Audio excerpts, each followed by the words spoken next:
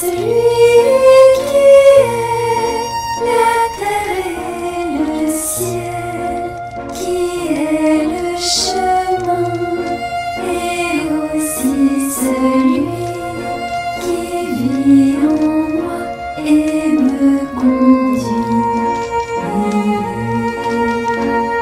Tous les jours, je veux offrir la terre, l'eau, l'air et le feu à celui qui est la terre et le ciel, qui est le chemin et aussi celui qui vit en moi et me conduit.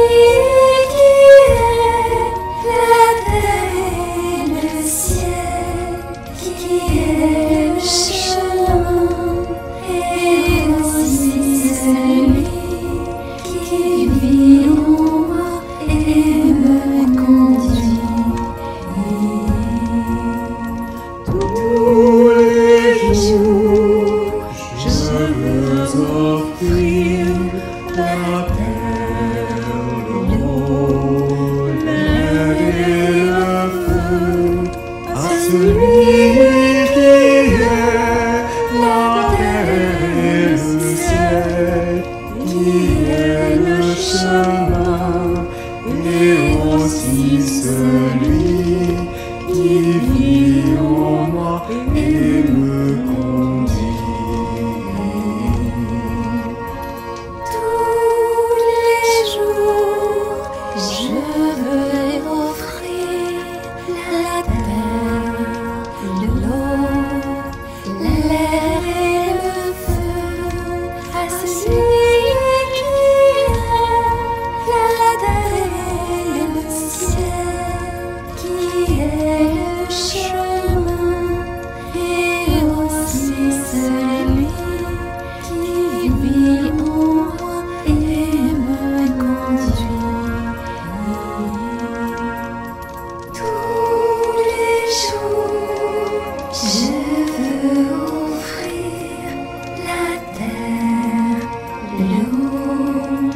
L'air et le feu à celui qui est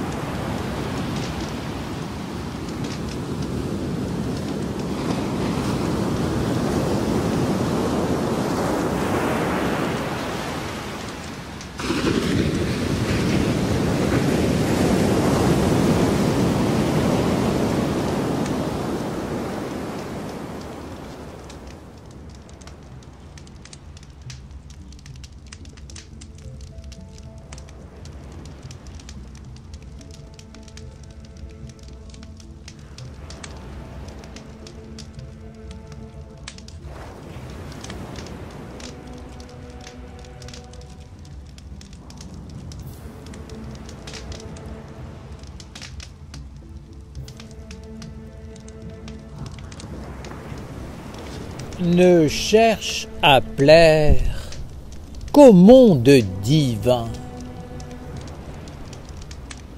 À travers leurs yeux, leurs paroles, leurs gestes, leurs actes, leur mode de vie, les Esséniens doivent être les créateurs du monde divin. Ils doivent s'organiser pour manifester la lumière,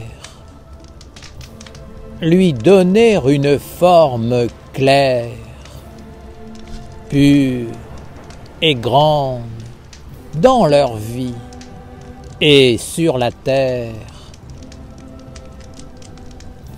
Ce que les Esséniens doivent réaliser devrait être porté par tous les hommes comme un idéal et une orientation saine et belle pour la vie. Mais les hommes regardent leur monde et se demandent où est leur intérêt, le mieux pour eux, pour leur vie d'humain, dans un monde mortel.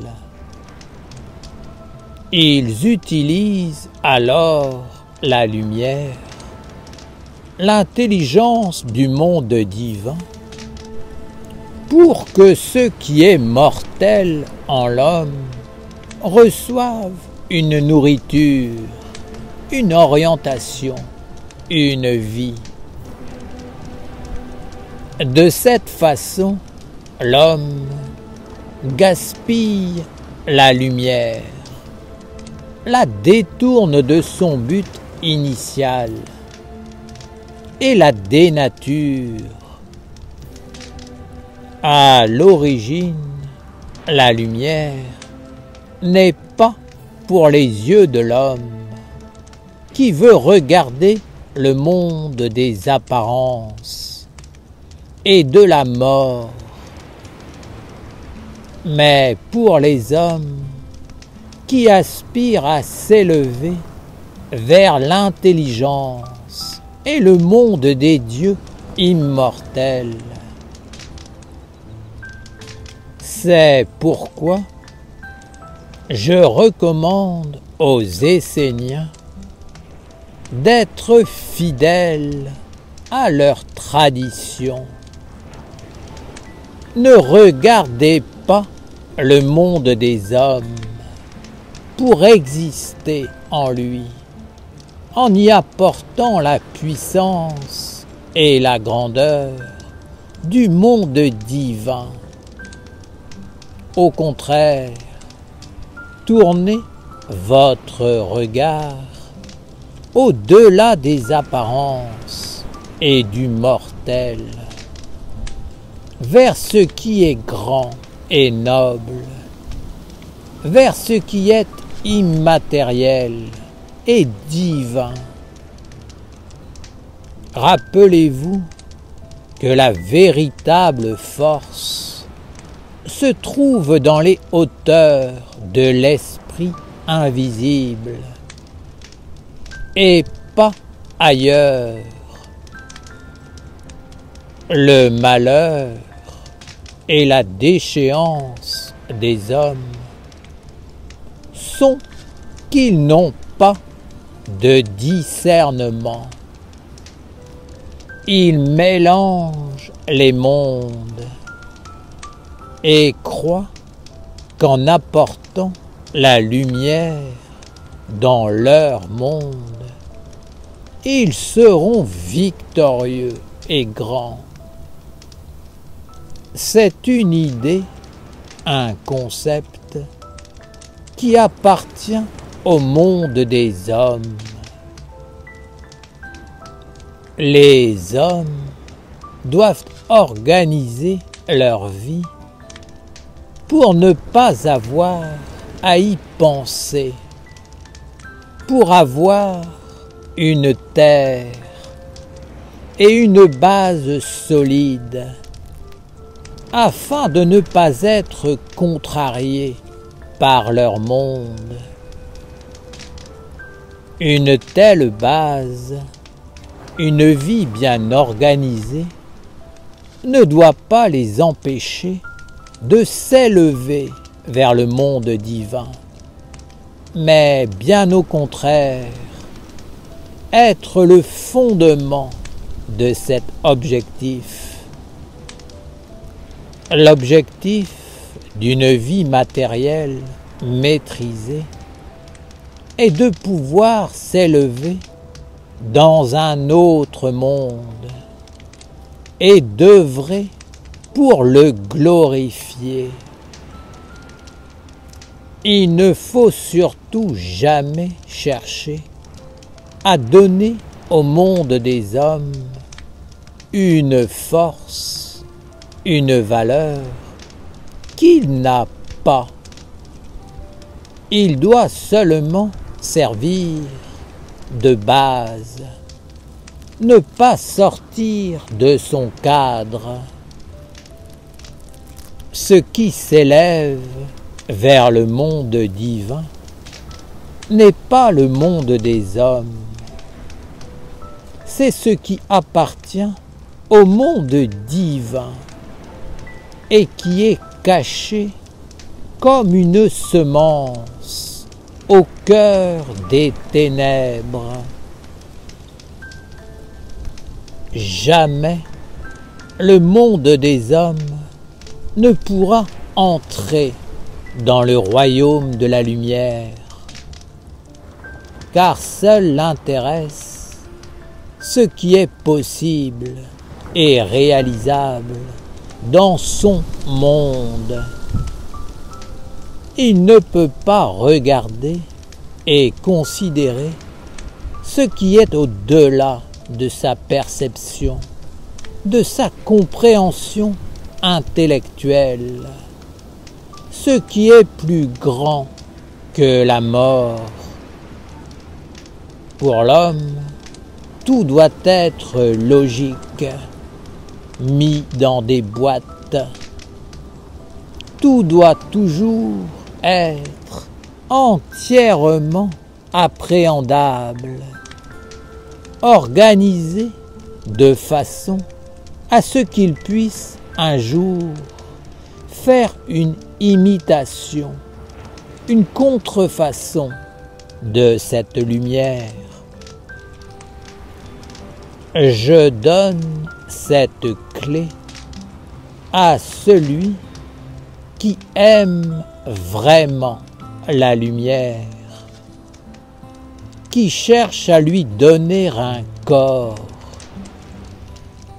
Ce n'est qu'en élevant le regard dans le monde de la hauteur et en voulant vivre dans ce monde grand et vaste, sans frontières, qu'il est possible de réellement incarner la lumière, sans vouloir plaire aux hommes, sans vouloir leur donner quelque chose,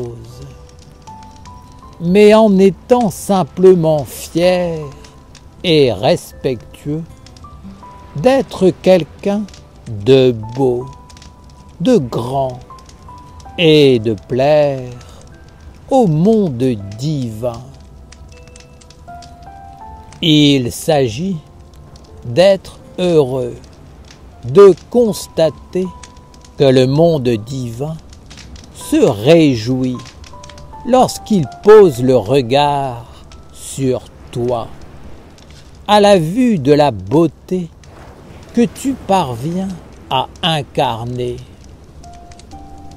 Ne cherche pas à être beau pour le monde des hommes.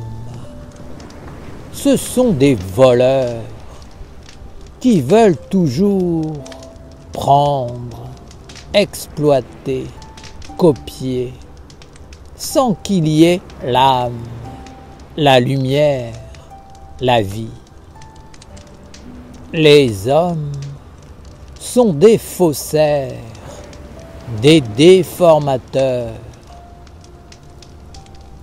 Tourne toujours ton regard vers le monde divin, le seul monde devant lequel tu dois être beau et auquel tu dois plaire, est celui de la lumière. C'est lui qui doit être fier et joyeux en te voyant et en regardant ce que tu deviens.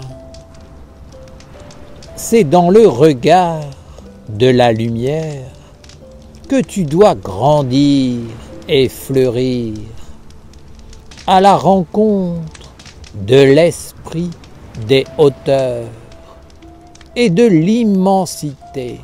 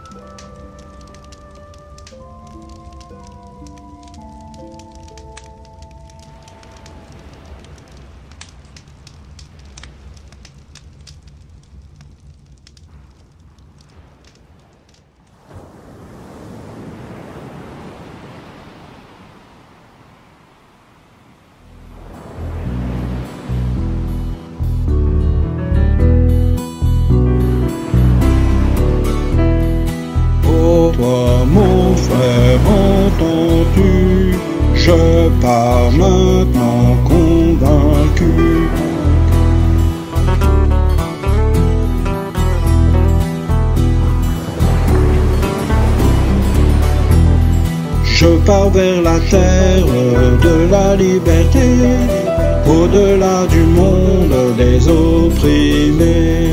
Oh toi mon frère, entends-tu? Je pars maintenant convaincu. Dis-moi où est la terre des merveilles. Dis-moi où est le nouveau soleil. Je pars vers la terre de la liberté, au-delà du monde des opprimés. Je vois l'autre terre remplie de lumière. Ma vie est un voyage vers le mystère. Oh toi mon frère, entends-tu? Je pars maintenant convaincu. Dis-moi où est la terre des merveilles. Dis-moi où est le nouveau soleil.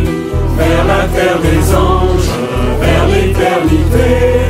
J'étais l'ancien des jours, j'étais le nouveau-né. Exilé en marche vers la cité des mages. J'avance en conscience vers la terre des sages. Oh toi mon frère, entends-tu?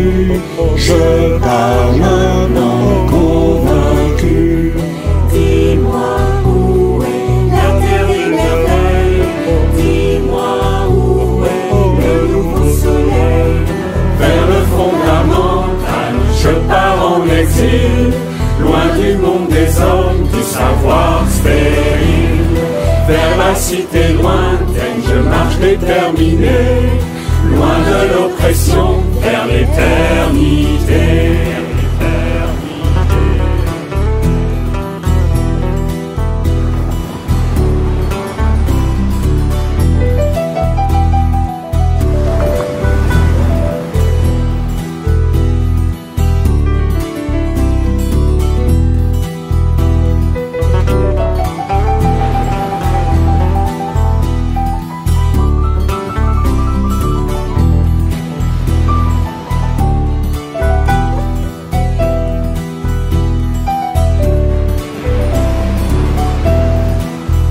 Toi mon frère, entends-tu?